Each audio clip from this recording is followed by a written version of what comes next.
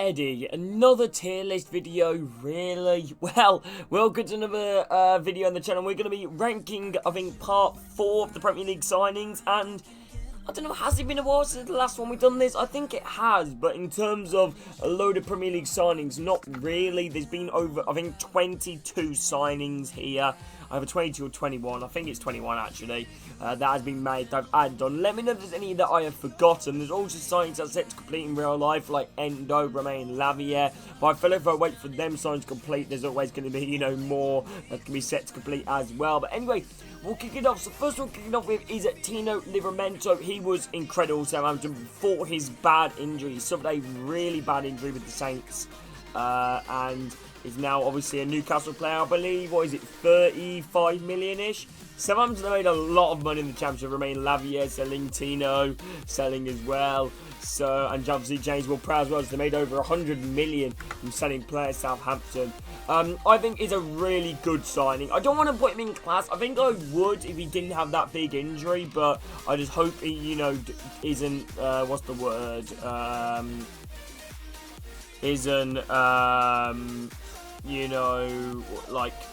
Because sometimes when a player gets injured, usually defenders, sometimes that injury could carry with them. They could become quite injury prone, but I know Tino is a really good player, so I would put him in the class, but that long-term injury, I haven't seen him properly play since that.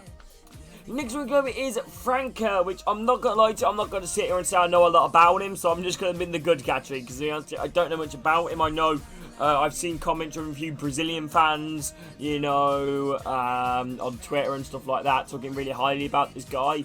Obviously, they've kind of brought him in to be the Wilfried Zaha replacement in a way. There's been a lot of interest in him as well. I believe West Ham were a club that was interested in him, as well as Fulham, I think. Obviously, Crystal Palace have got there first. But yeah, I think a good move for Crystal Palace. I really do like it. Young, exciting, vibrant player, and I couldn't. Is this the first Brazilian to ever play for Crystal Palace? Because honestly, I can't think of another one. Next we're going to go to is Van der Ven. Honestly, a class signing, I think, for Spurs. Obviously, joining from Wolfsburg. A lot of money being paid for him. The thing is, Spurs have been crying out for another centre-back to partner Romero. Obviously, they've gone for Davinson Sanchez, Eric Dyer, even Joe Rodon. They've gone for multiple centre-backs trying to find the right man to partner Romero. And I think Van der Ven could honestly be the perfect choice. He's a really good defender. And yeah, I think it's a great move. 2 Dutch defenders actually joining. I just realised the North London, obviously Arsenal signing Julian Timber to the massive ACL injury, and now Van der Ven joining from Wolfsburg. I mean, a really good move for him. Right, okay, so now ranking this Argentinian striker, I believe it's Valvarez or something like that. Right, honestly, I can't tell you much about him either. I think he's a good move for Spurs, he's a young striker, point to prove. I'd kind of expect him to be loaned out first, yeah. Anyway, let me receive my break.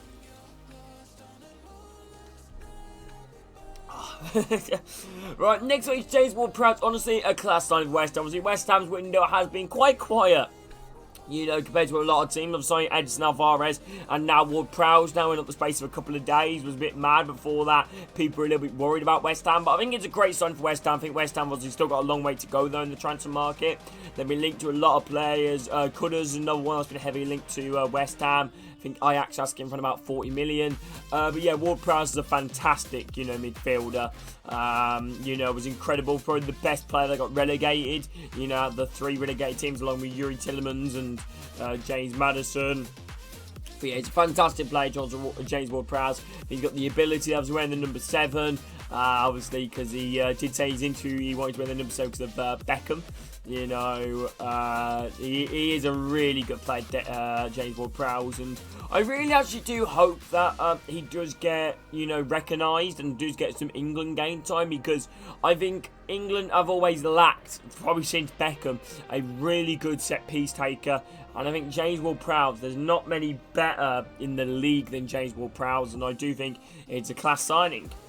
Next one is Matt Turner. I'm going to put it in the meh category, I think, because obviously Nottingham Forest did need a goalkeeper, and apparently he played really well, Matt Turner, against Arsenal. He's a solid goalkeeper overall, I think. But the only reason I'm putting him meh is because I feel like I feel like compared to some of the names they've had, you know, like Dean Henderson, Keylor Navas, you know, like them type of goalkeepers, you know, go from 2 absolutely fantastic goalkeepers now to Matt Turner. It does seem a little bit of a weird transfer and a little bit underwhelming. Obviously, they're still after Dean Henderson in real life. But, yeah, honestly, a fantastic move for, you know, Matt Turner. And I really hope he does well at Nottingham Forest, because he is a good goalkeeper. But I do think, I don't know whether, let me know, Forest fans, if any Forest fans watch this, comments whether you think it's a bit of an underwhelming signing or whether you're quite happy with it. Okay, next one we're going to go with is Ross Barkley. Honestly, I want to put him in the risk. I'm going to put him in the risk category. I think the only reason why I put him in the risk category is because Ross Barkley hasn't been the same since Everton. You know, he's shown glimpses at Chelsea what he could do, glimpses at OGC Nice, you know, but he just hasn't played the exact same to what he was. We all know the ability in there, because you don't lose ability and you don't lose skill. You need to get confidence to be able to gain it back. And I think Ross Barkley, if Luton could do that, it would be incredible for them. Obviously, he's a very good player, Ross Barkley. You know, obviously, Luton, what a club, what a journey they've had, and Ross Barkley inspired by that journey. Now being a Premier League player now, back to the Premier League, and I really hope he does well, but I do think it's a risk in terms of the fact that he is also a little bit injury prone as well. He can suffer with quite a few injuries, but on a free transfer, I guess they've got really not that much to lose. Right, next one is Caicedo. Oh, okay, this one. Oh, okay. I don't think he's worth 115 million. I really don't, but he's a good player. It's a weird one because he's between mugged off and class. But he's not a good or metal risk, you know, like he's over a class signing or you got mugged off for him. It depends which way you're looking at it. I spoke to a few Brighton fans, Ollie, shout out to Ollie, you know, he's a Brighton fan on the channel who talks about Caicedo a lot, and he really does like him, but obviously he didn't think he was worth anywhere near 115 million, but then he's a player with a lot of potential as well. So am I going to be kind, or am I going to put him in the mug? Let me know, where would you put Caicedo in this category? I think I'm going to put him in the... I think I'm going to put him top end of good, because he's a fantastic player, Caicedo. The only thing that affects it is the money. You know, obviously they paid a lot of money for him, didn't they? 115 mil, a lot of money, and yeah, I think I would put him in the good category. Next one is Sander Berge, a class signing, in my opinion. Honestly, I really do rate this guy in real life. The Burnley centre mid, joining from Sheffield United. I don't believe that expensive, actually. Funny enough, they signed Sander Berge Burnley, and then Sheffield United signed this guy who we're going to rank next. But anyway, let's have a quick talk about Sander Berge. I think it's a class signing. I really do. I think he's a good midfielder. I think he's definitely Premier League standard. Really tall, physical. You know, got the ability on him, with an engine in midfield. I think a really good move for him. Right, is Souza is our next player. Honestly, keep on going with these class signings. Another class signing for Sheffield United. Vinicius Souza obviously was on loan at Espanyol last season. Great midfielder, and for some reason the light of the webcam has turned off. My apologies. Alright, hey buddy. Alright, but anyway, yeah, Souza, great midfielder. CDM, obviously. Espanyol last season. Really talented. Young as well. They're signing him on a permanent deal to replace Sander Berge. Interesting how they're going to do. Will Sheffield United stay up this season? I don't know. Next one is Edson Álvarez. Honestly, I generally think the best move out the window. Not out the window. I mean, the best move in terms of, you know, I think of all these players we're going to rank here. What a fantastic signing from West Ham. Edson Álvarez, competing with the likes of Dortmund, who were heavily after him. I don't know whether I'm right, I think Liverpool were linked to him as well. But Edson Álvarez, 40-odd million or 35 million, I believe. CDM, could play centre-back as well. What a class signing, honestly. Absolutely phenomenal signing. That is European quality signing right there. Next one is David Raya. Honestly, another class signing. And I'd put him ahead of Van der Vinks. It's a loan deal to begin with, so FFP issues with Arsenal. He's extending his contract at Brentford. However, there is a mandatory buy option in there for David Raya. Obviously, he's a fantastic goalkeeper. I think we all know that. Probably one of the best goalkeepers outside the top six, or so-called top six. you know, when he was at Brentford. Fantastic goalkeeper, obviously. You know, I could tell you a story about this guy. Obviously, he started with the Blackburn Academy, moved on from Blackburn to Brentford, and obviously Blackburn have earned a bit of money as well because they do have a big sell-on clause on David Raya. Obviously, he played brilliant for Brentford, playing the promotion team. They got promoted, obviously, to the Premier League. And then, obviously, he played consistently for the Premier League as well. So they've signed Mark Flecken as his replacement. So, yeah, I think it's a really good move for David Raya. Obviously, he had a lot of interest from Bayern Munich. But he wanted to choose Arsenal, and I don't blame him. You know, club which have had an incredible window. Next one is Brown. Honestly, meh. There's not a signing that can really rival the meh, you know, that I feel for this signing here. You know, obviously they signed from Stoke, Jacob Brown. I believe Jacob Brown, I don't know, he was okay for Stoke. You know, nothing absolutely, you know, sensational. Versatile as well, can play striker out on the wing. I believe he can play as a right wing back, even though I wouldn't play him there, but he can. Right, so yeah, I really hope he does end up doing well at Luton, but I really can't see him doing too much. Next one is Alex Scott. Honestly, they have brought probably one of the best championship talents. You know, Bournemouth, Alex Scott. Obviously, a big, hefty money and a lot of, you know, to live up to. He's a Bournemouth fan in real life, Alex Scott, I believe. So, yeah, it's a fantastic signing there. It was fantastic for Bristol City throughout the many years. Won the championship, team of the season last season. Great player. Next one is Max Aarons of Bournemouth. Again, Bournemouth's window has been nothing but for you. Can't tell me Bournemouth had a bad window. Their window is probably the best outside the top six. They've had an absolutely incredible window. Bournemouth set sign Tyler Adams in real life as well.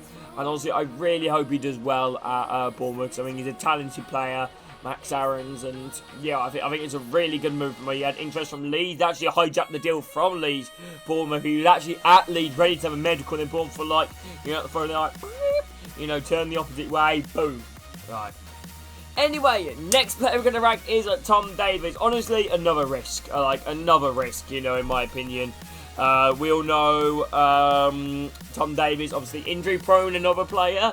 Was heavily hyped up at Everton to be something incredible. You know, he trained actually at Bristol Rovers, you know, majority of the summer. But I think it's a good move for him. And I guess it's a bit of a, you know, a low risk, you know, potential high reward scenario. Because obviously they're not buying him for money. He's a free agent. So I really hope he does well there. Next one we're going to rank is Chametti. I'm going to put him in the class signing. You know, young Portuguese striker joined for Sporting Lisbon. A lot of interest to him at other clubs as well, of course, that you'd expect. And they spent a lot of money on him. Chametti, I believe he's about, what, he's 19 years of age, maybe 20. Obviously, Everton have been gasping out for a striker for years now. And I think to buy a really good, young, high prospect is the right way to go down. Anyway, next one, Tim Krul. Honestly, is there more of a meh signing again? I love this Luton 3 signings here. 2 of them in the meh and 1 of them in the risk. I mean, joining from Norwich, not the most exciting transfer, because I don't really expect him to be the number 1. I expect it to be Kaminski, but it's good competition as well for Kaminski. So I hope he does really well there. Tim Krul obviously has got plenty of experience in the Premier League. Has been promoted as well before to the Premier League. Most recent playing in the Premier League with Norwich, played for like the likes of Newcastle as well. You know, he's a really good goalkeeper, and I think he'll do well for Luton. Next one is Gustavo Hamer. Honestly, a class signing, man. I think I'm going to put him here. Honestly, a class signing. Probably the best midfielder in the Championship, in my opinion, when he was with Coventry. Fantastic, scoring the playoff final as well. Yeah, a great move. An absolute great move, Gustavo Hamer. I think we're in about 15 mil for Gustavo Hamer. Obviously, a lot of interest in Gustavo Hamer as well. I believe Fulham were heavily interested in him in the previous window. But yeah, Gustavo Hamer, great move for him. And I think he'll do really well in the Premier League. Next player is Adama Traore. Honestly, on a free, I think it's a good signing. Obviously, he spent, you know, a lot of his career at Wolves. You know, was at Bora, Villa, Barcelona. You know, he spent a loan out of Barcelona. Actually, really loved at Barcelona, funny enough. Right, Wolves did come back and obviously didn't really play at all, and obviously released. But yeah, I really hope he does end up doing well at Fulham. Adama Traore. I feel like, especially to the FIFA people, this could be a good guy to have on the starter teams again. But yeah, Adama Traore. Right, next one, Jack Harrison. I think a good move. I actually generally think this is a good move. I think Jack Harrison is a player with bags of potential, you know, to be, you know, better than what he is. Obviously, he came through the, you know, New York in America and then moved on to Manchester City. Spent a lot of loans out, loan at Leeds, made the deal permanent, showed glimpses of some incredible talent. And now Everton, around about 26, 27, he did reject a late move to Aston Villa in favour of Everton. Right, but yeah, I think a good sign there for Everton, and I really hope he does end up doing well, Jack Harrison, because I feel like he still still obviously has a chance to become better than what he is, and there's a chance to maybe compete in that England team. I doubt it though, but I guess you've always got to aim for something like that. But anyway, hope you guys have enjoyed this tier list video. If you guys have, make sure to like, subscribe. I feel like my mouth is dying right now. But yeah, everybody, have a great rest of your day. Take care, and hope to speak to you soon. Have a great day, everybody.